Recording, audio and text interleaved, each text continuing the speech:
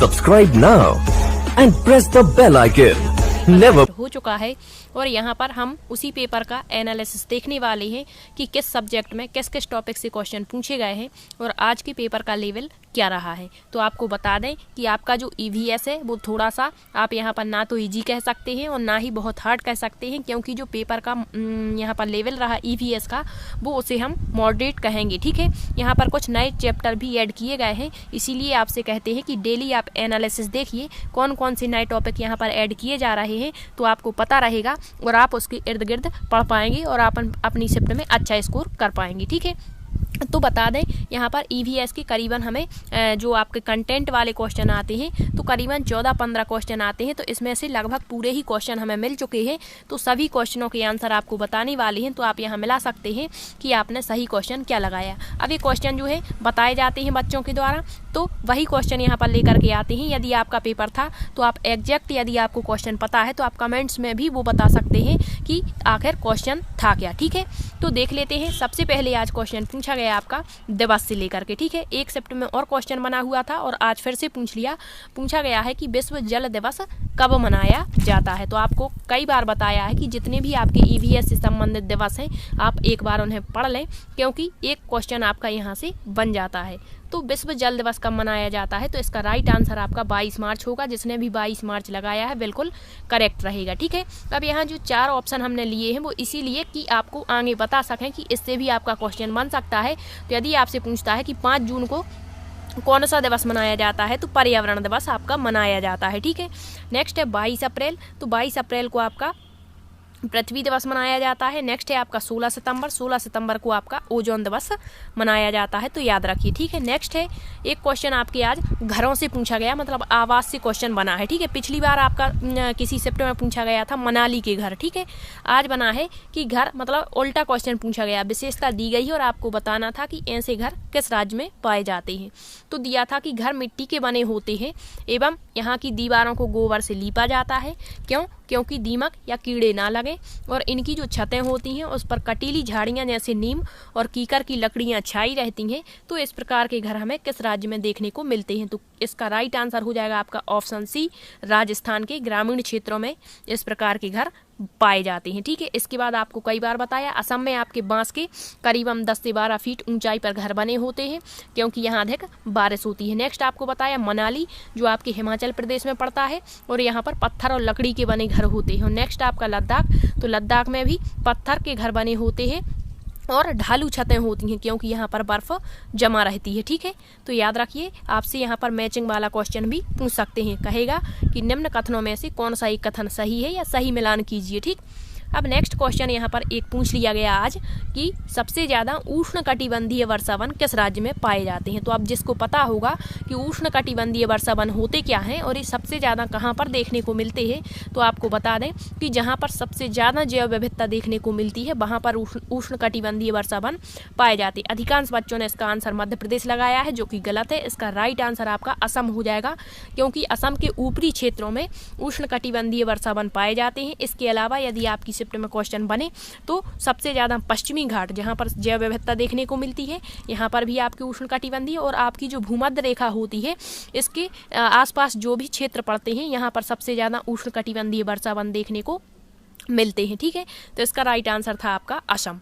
Next है आपका जो बहीदा प्रिज्म, हमने कई बार पढ़ा है आपको बहीदा प्रिज्म का संबंध किस राज्य से है। तो जो बहीदा प्रिज्म है इनका संबंध कहाँ से है, तो आपके जम्मू कश्मीर, आपने पढ़ा होगा जम्मू कश्मीर के धन्ना मंडी गांव को। ठीक है, यहाँ से बिलोंग करती हैं कौन, बहीदा प्रिज्म। ठीक है, इनके बारे में आज क्वेश्चन पूछा गया है, तो आगे भी आपसे पूछ सकते हैं, जैसे आपकी कल्पना चावला हो गई, इसके बाद करणो मल्लेश्वरी हो गई, तो इनसे क्वेश्चन बन रहे हैं, तो आपको याद रखना है। ठीक है, अब यहाँ पर पूछ लिया बहीदा प्रिज्म कौन थी। ठीक है, तो बहीदा प्रिज्म जो है इनका संबंध पूछा गया है किस राज्य से है, तो इनका संबंध है आपकी जम्मू कश्मीर राज्य से। अब आपको बता दें कि ये भारतीय नौसेना में डॉक्टर हैं। कौन, वहीदा प्रिज्म। भारतीय नौसेना जो है इसमें डॉक्टर हैं और नौसेना में समुद्री जहाज पर काम करने वाली गिनी चुनी महिलाओं में से एक मानी जाती हैं वहीदा प्रिज्म, और ये पहली महिला हैं जिन्होंने एक पूरी परेड की कमान संभाली है। ठीक है, और इनका गाँव है धन्ना मंडी और यह कहाँ पर पड़ता है, जम्मू कश्मीर के राजौरी जिले में। जिला पूछता है तो राजौरी जिला, गाँव धन्ना मंडी और राज्य आपका जम्मू कश्मीर। ठीक है, याद रखिए। नेक्स्ट क्वेश्चन आपका नेवी में परेड में कितने प्रकार की कमांड, मतलब इससे 2 क्वेश्चन पूछ लिए गए आज। तो कितने कमांड होते हैं, तो इसका राइट आंसर हो जाएगा ऑप्शन डी, 36 कमांड होते हैं। नेक्स्ट है आपका, वह कौन सा देश है जहां पर पेट्रोलियम के सर्वाधिक भंडार हैं और यहाँ पर जो पानी है वो पेट्रोल से भी महंगा होता है। तो हमने कई बार पढ़ा है, ये है हमारा अबू धाबी, जो कि संयुक्त अरब अमीरात में पड़ता है, ठीक है। और यहाँ पर खजूर के वृक्ष सबसे ज़्यादा देखने को मिलते हैं। आगे आपसे पूछ सकता है अबू धाबी की मुद्रा क्या है, तो यहाँ की मुद्रा होती है दिरहम। क्या होती है? दिरहम। ये भी आप याद रखिए, ठीक है। नेक्स्ट यहाँ पर दिया गया है उज्बेकिस्तान। तो आपने पढ़ा होगा उज्बेकिस्तान, जो अलबरूनी है वो भारत की यात्रा पर आए थे, कहाँ से? उज्बेकिस्तान से। तो ये भी याद रखना। और उन्होंने बताया था अलबरूनी ने कि भारत के लोग तालाब बनाने में माहिर हैं, ठीक। नेक्स्ट है आपका वर्षा जल मापने की इकाई, मतलब ये कुछ नए टॉपिक यहाँ पर पूछ लिए गए हैं। तो वर्षा जल मापन यंत्र जो होता है उसे क्या कहते हैं, तो उसे कहते हैं रेन गेज, ठीक है। नेक्स्ट डेसिबल ध्वनि मापने की इकाई, सिस्मोग्राफ भूकंप की तीव्रता मापता है और रिएक्टर पैमाना भूकंप की तीव्रता इससे मापी जाती है, रेक्टर पैमाने से, ठीक है।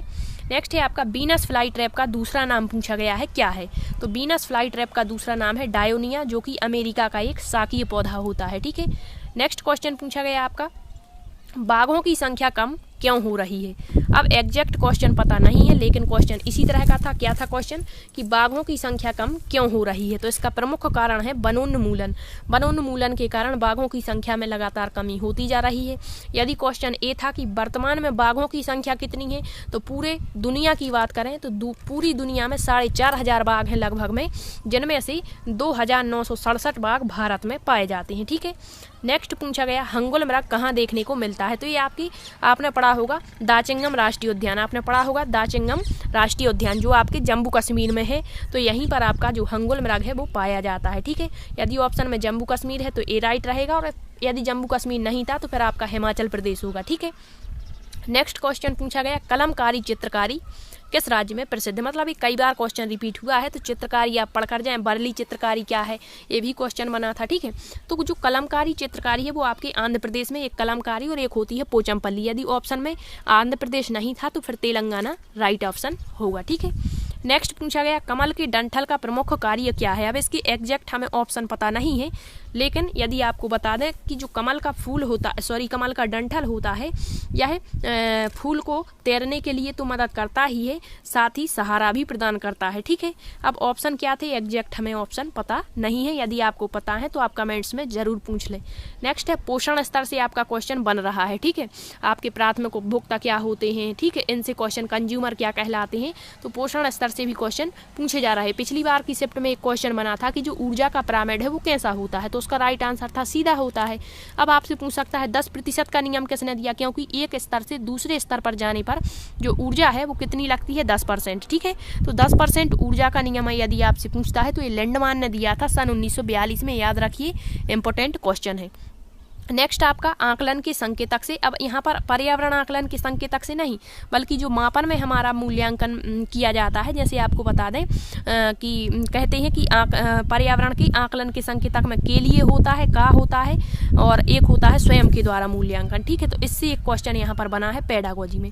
अब एक क्वेश्चन ये डाउट वाला है, यहाँ पर ADGS पूछा गया है या फिर SDGS पूछा गया है कि इसका संबंध किससे है, ठीक है। तो इस तरह से आज EVS के क्वेश्चन पूछे गए हैं। तो आपने सारे क्वेश्चन देख लिए और इनके आंसर भी देख लिए। यदि इसके अलावा यदि आपको कोई क्वेश्चन पता है तो आप कमेंट्स में जरूर पूछें। इसके बाद आपको बता दें CDP, तो CDP में आज जीन प्याजे से 2 क्वेश्चन पूछे गए हैं, ठीक है। एक तो इनका स्कीमा वाला टर्म जो होता है उससे क्वेश्चन बना है, और एक और क्वेश्चन पूछा गया है। तो शाम तक इसका भी वीडियो लाएंगे कि कौन कौन से क्वेश्चन CDP में पूछे गए हैं। इसके बाद आपको बता दें बाइगॉस्की से भी 2 क्वेश्चन पूछे गए हैं। नेक्स्ट है कोहल वर्ग की स्टेज से क्वेश्चन पूछा गया है कि एक बच्चा जो है लॉ और ऑर्डर्स को फॉलो करता है, तो बताइए वो कोहल वर्ग की किस स्तर में होगा, स्तर पूछा गया, ठीक है। नेक्स्ट हार्वर्ड गार्डनर से फिर से क्वेश्चन पूछा गया, और आज क्वेश्चन पूछा गया बाल केंद्र शिक्षा से, ठीक है। बाल केंद्र शिक्षा से क्वेश्चन, कथन और कारण के आज 3 क्वेश्चन पूछे गए हैं।